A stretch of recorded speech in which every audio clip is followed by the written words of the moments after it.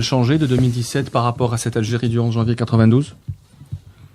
Ce qu'on peut retenir de cette histoire, Ihsan a évoqué des personnages pour lesquels je voue beaucoup de respect. Je vais en citer un, c'est Abdelhamid Mehri, qui a dit que en 54, les gens qui ont pris les armes avaient raison.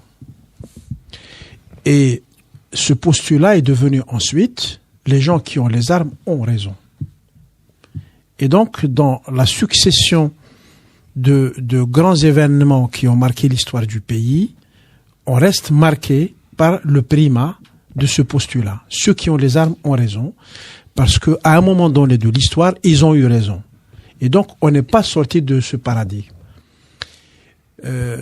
Ceci dit, l'Algérie n'a pas beaucoup changé sur le plan politique.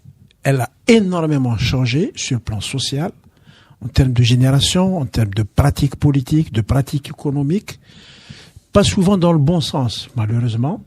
Il y a sur beaucoup d'aspects, le changement est plutôt négatif. L'éthique, la morale des affaires, le comportement politique des gens. Sur tout ça, sur beaucoup d'aspects, on a régressé. Par contre, il y a aujourd'hui une nouvelle société. L'événement que tu évoques, donc janvier 92, ça fait 25 ans, ça fait un quart de siècle. Les gamins qui avaient 10 ans à l'époque, ils ont aujourd'hui 35 ans. Ils forment la force du pays. Et donc, voilà. Ils ont grandi dans le drame et la douleur. C'est quelque chose qu'on va traîner pendant encore un demi-siècle. Est-ce qu'on peut parler de coup d'État? Est-ce qu'on peut parler d'une démission forcée ou un coup d'État? C'est ma question. Ma deuxième question, est-ce que c'était inévitable? Ihsan. Enfin, je suis toujours un peu gêné par cette question. Moi, je fais partie des gens qui pensent que le président Chadli Bejidid n'aurait pas démissionné s'il voulait pas démissionner.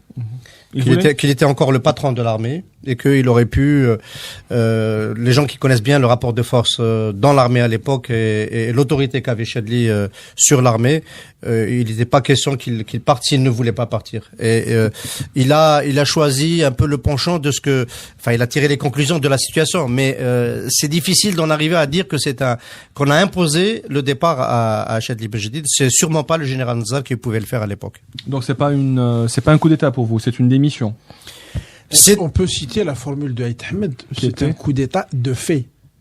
Donc, même si dans la forme, c'était pas un coup d'État, dans les faits, ça l'était. Même si le président Chadli et son entourage ont, durant toutes ces années, nié le terme de coup d'État et ont plutôt parlé d'une démission totalement volontaire. Oui,